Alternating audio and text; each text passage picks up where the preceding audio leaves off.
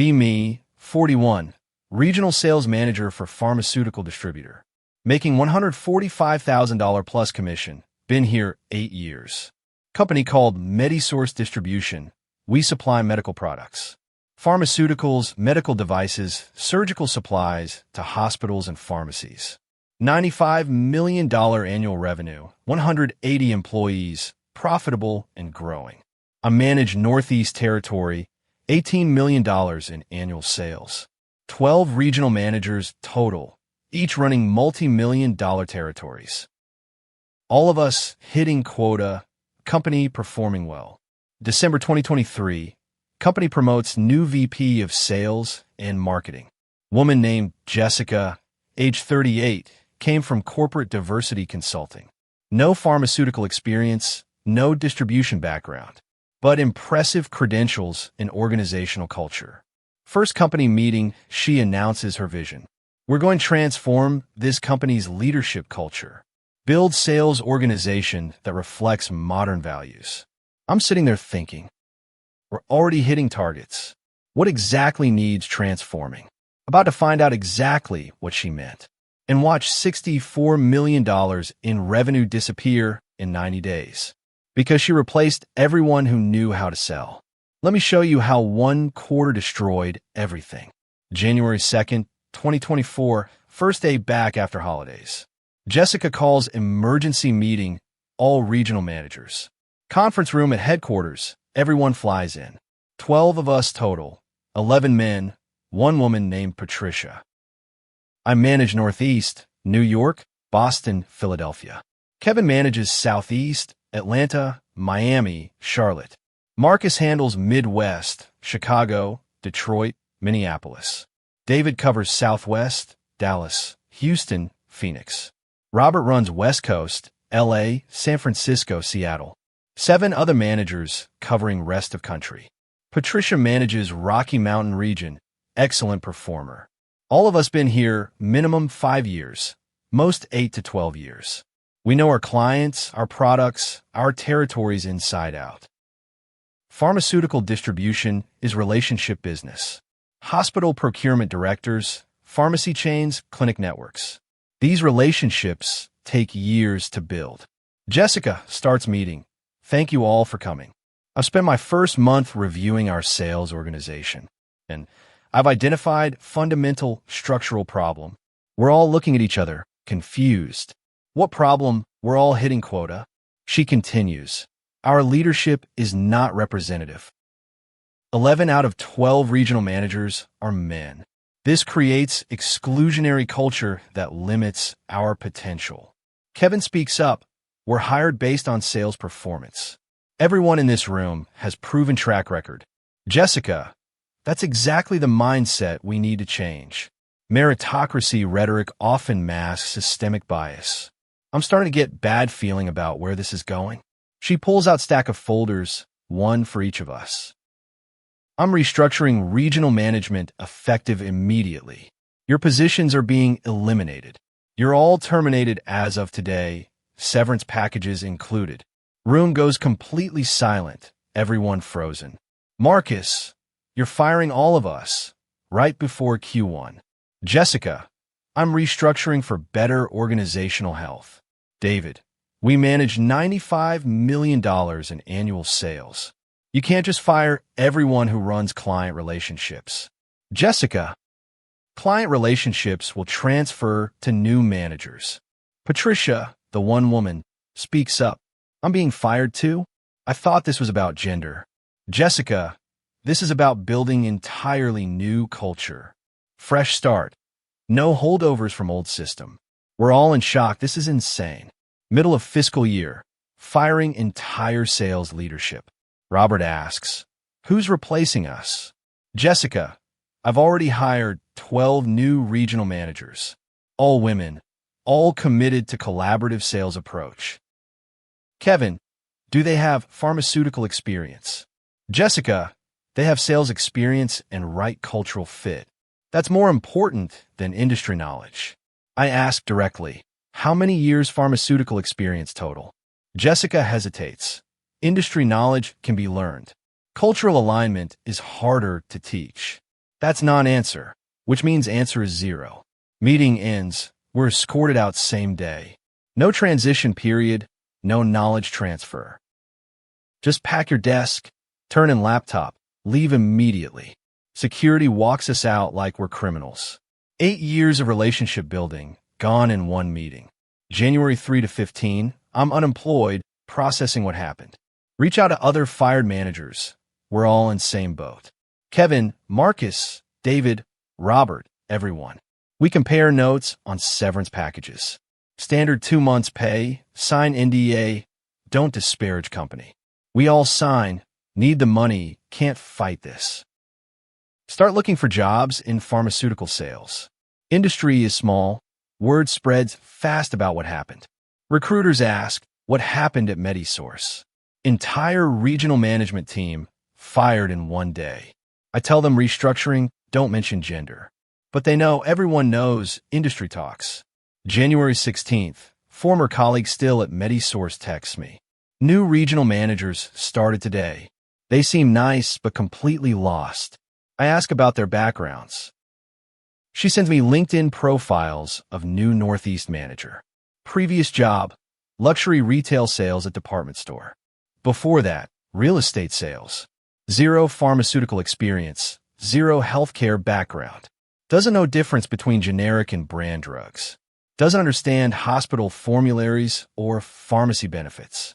But has degree in women's studies and passionate about equity. I check other new managers' profiles. Similar pattern across all 12. Sales experience, but wrong industry. 1 from car dealerships, 1 from software, 1 from insurance. Not a single one from pharmaceutical or medical sales. This is disaster waiting to happen. January 20th, my former biggest client calls me personally. Dr. Richardson, Chief Procurement Officer at major hospital network. $4.2 million annual contract, my largest account. What happened? Why are you gone? Company restructuring, I was let go. This is terrible. You knew our formulary inside out. You understood our needs, our budget cycles, our approval processes. Who's replacing you? I tell a woman named Amanda. She'll reach out soon. He's skeptical. Does she know our systems? She's learning, give her a chance. But I know the truth. She can't learn in few weeks. What took me 3 years to understand about their organization? January 25th, former colleague texts again. New managers are struggling hard. They don't know products, don't understand pricing. Don't know how to navigate hospital procurement. Jessica says it's just learning curve. February 1st, Q1 is 1 month in. I hear through industry contacts that orders are way down. Clients calling headquarters confused. New regional managers can't answer technical questions. Don't understand product specifications. Can't explain therapeutic alternatives. February 10th, Dr. Richardson calls me again. This new rep Amanda. She's trying but completely lost. She pitched us product we already told her we don't use. Doesn't understand our formulary restrictions. Quoted us price that violates our GPO contract. I need someone who knows what they're doing. I tell him I can't help. I don't work there anymore. He says, we might need to look at other distributors. That's $4.2 million account at risk just for my territory. February 15th, I get job offer from competitor. Regional sales manager, similar territory, $155,000 plus commission. $10,000 more than MediSource paid me. They're thrilled to have someone with my client relationships. I accept, start in 2 weeks. February 20th, Marcus texts our group chat. He landed job at different competitor, West Coast territory. Kevin got hired at major pharmaceutical manufacturer. David joined medical device company as VP of sales. Robert went to competing distributor, same territory. All of us landing jobs quickly. We're experienced, proven performers. Patricia got best offer. VP of sales at mid-sized distributor.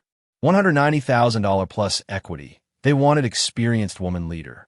All 12 of us employed again within 6 weeks.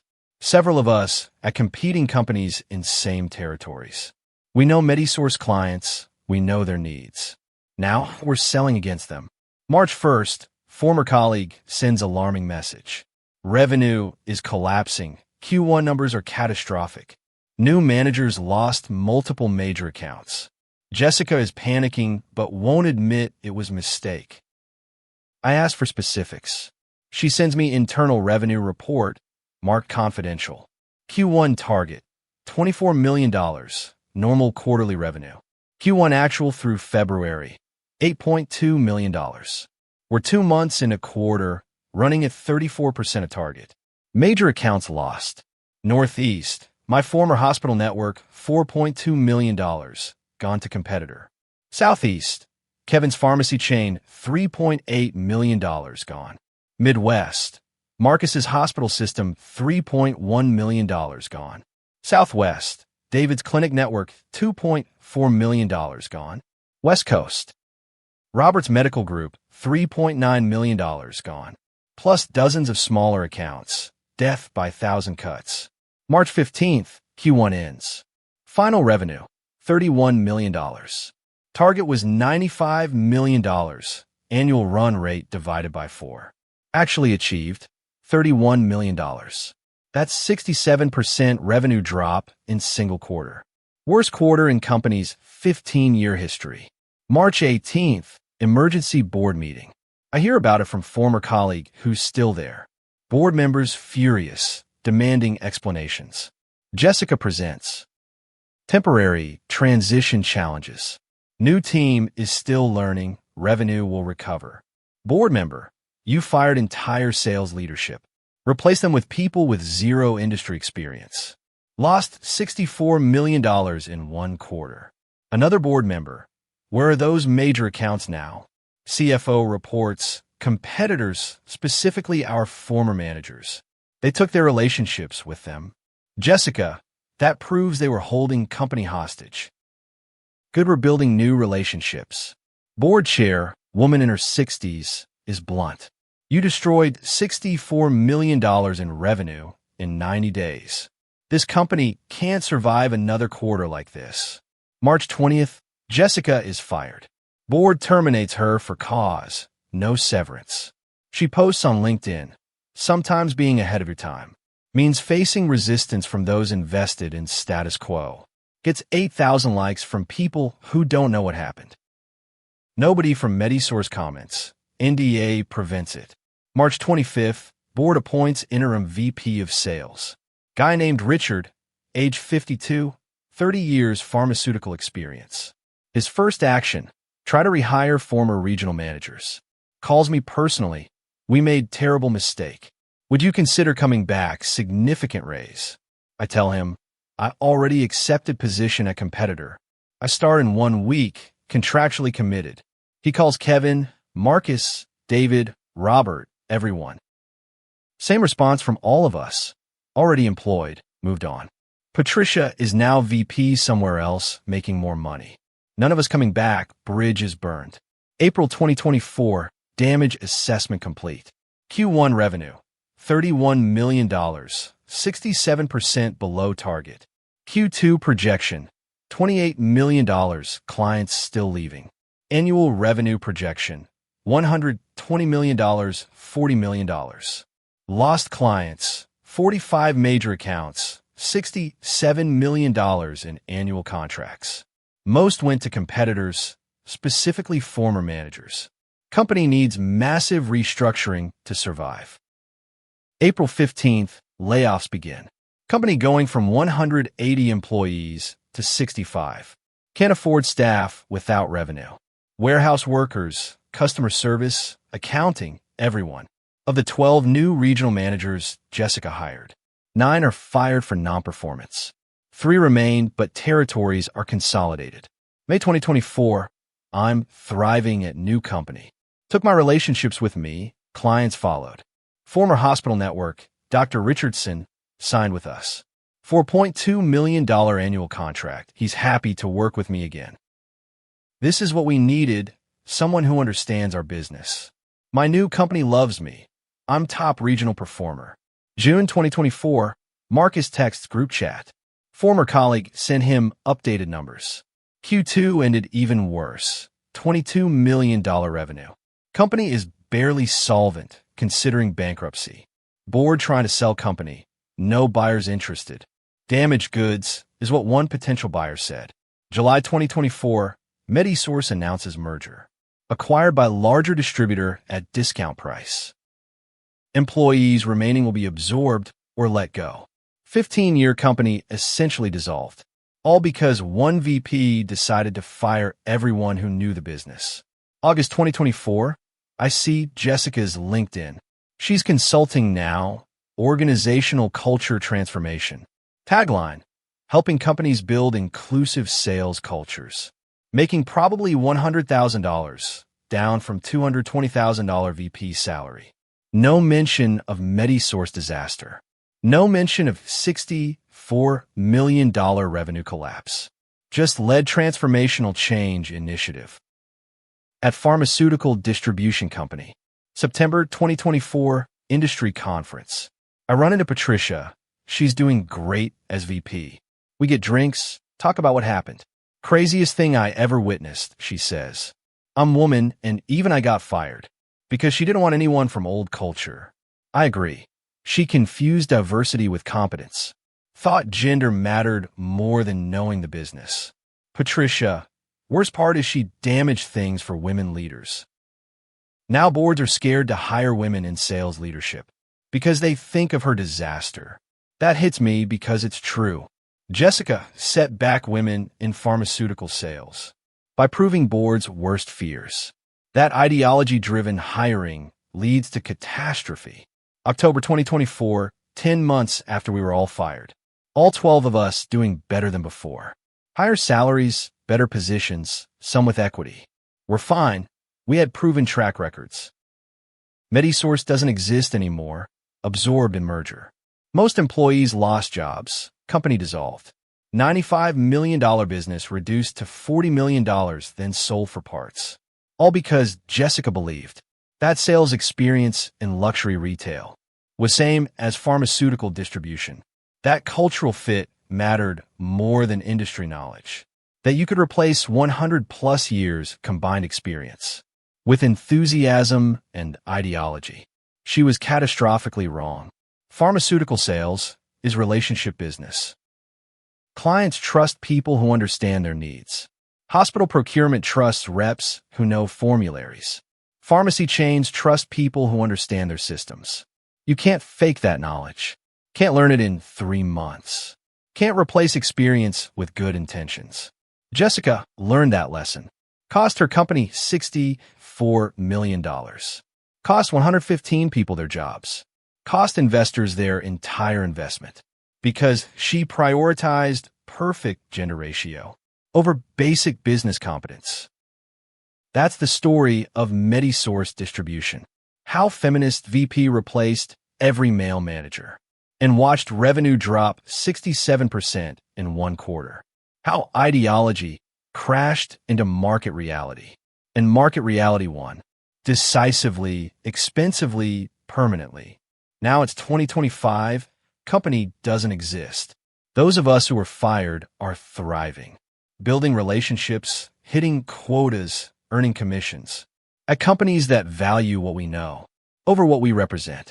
And Jessica is consulting somewhere, teaching other companies her methods. Wonder if she mentions the 67% revenue drop, or the company that ceased to exist, or the 115 jobs that were lost. Probably not. Probably frames herself as visionary, who was ahead of her time, resisted by old guard protecting status quo. That's easier than admitting. You destroyed $64 million in value in a single quarter because you fired everyone who actually knew how to do the job. November 2024, 1 year after the firing. I'm at Industry Awards dinner, Pharmaceutical Sales Association. Run into former MediSource CFO, guy named William. He survived the merger, took job at acquiring company. We grabbed drinks at hotel bar after ceremony. He wants to talk about what really happened. Board knew it was mistake by February. We saw January numbers, they were catastrophic. But Jessica convinced them it was just transition period. I ask him, why did board hire her in first place? He sighs, pressure from investors. Venture capital firms pushing ESG metrics. Gender diversity in leadership is a major component. Jessica interviewed well, talked about culture transformation. Board thought she'd improve diversity without disrupting business. I asked the obvious, how'd that work out? William laughs bitterly. Destroyed the business. But our ESG score was perfect for 2 months. Right up until we had no revenue. He tells me something shocking. Jessica's plan was even more aggressive. Firing regional managers was just phase 1. She wanted to replace CEO, make herself CEO, wanted all-female C-suite within 18 months. Board finally stopped her after Q1 disaster. January 2025, 2 years after the mass firing. I get LinkedIn message from Amanda, one of Jessica's hires who replaced me. She was fired in April 2024 after 1 quarter. I wanted to reach out and apologize for what happened with your clients. I tell her no apology necessary. You didn't fire me, you just took job offered. She explains, I should have known better. I had no pharmaceutical experience. Jessica convinced me it didn't matter. Said industry knowledge was gatekeeping. She continues, I lasted 3 months. Lost every major account you'd built. Your clients tried to be patient, but I was drowning. She tells me about the other new managers. All 12 of us had group chat, supporting each other because we were all struggling. Every single one of us was in over our heads. We were set up to fail. March 2025, 2 years and 2 months later. I'm top performer in my company. Just hit President's Club. Earned $340,000 last year with commissions. More than I ever made at MediSource. My former clients followed me, trust the relationship. Dr. Richardson's hospital network expanded contract. Now $6.1 million annually, up from original $4.2 million. He told me, you understand our needs. That's worth more than any discount. I think about where everyone ended up. All 12 fired managers doing well, higher salaries. Patricia, the one woman who was fired. She's crushing it as VP of Sales. Just got promoted to Chief Revenue Officer. Board wants her to be next CEO because she's competent, experienced, proven. Not because of her gender, because of her results. That's what Jessica never understood. Success isn't about checking demographic boxes. It's about competence, experience, results. April 2025, business school professor contacts me. She's writing case study about MediSource collapse. Wants to interview former employees. Draft title, MediSource distribution, when diversity initiative becomes business catastrophe. She asks me, what's the lesson here? I think carefully, diversity is fine, even good. But competence is non-negotiable. You can't sacrifice expertise for representation. You can't replace experience with intentions. Business results don't care about your ideology. She asks, do you think Jessica learned anything? I laugh. She's still consulting, still teaching her methods to other companies. So no, I don't think she learned anything. Now it's today, May 2025. 2 years and 4 months since I was fired. I'm successful, my colleagues are successful. We all landed on our feet. MediSource is gone, dissolved, footnote in history. Jessica is still out there consulting, teaching companies her methods. That's what keeps me up at night, knowing there's another Jessica somewhere, at another company right now, convincing another board to fire all their experienced people, replace them with demographics over competence. And in 12 months, that company will collapse too. Another 100 plus jobs lost. Another $50 million plus destroyed. Because ideology doesn't learn from failure. It just finds new victims. That's the real story of MediSource. 67% revenue drop in 1 quarter. Company dissolved in 18 months. Greater than 115 jobs lost. All because someone believed that gender mattered more than knowing how to do the job.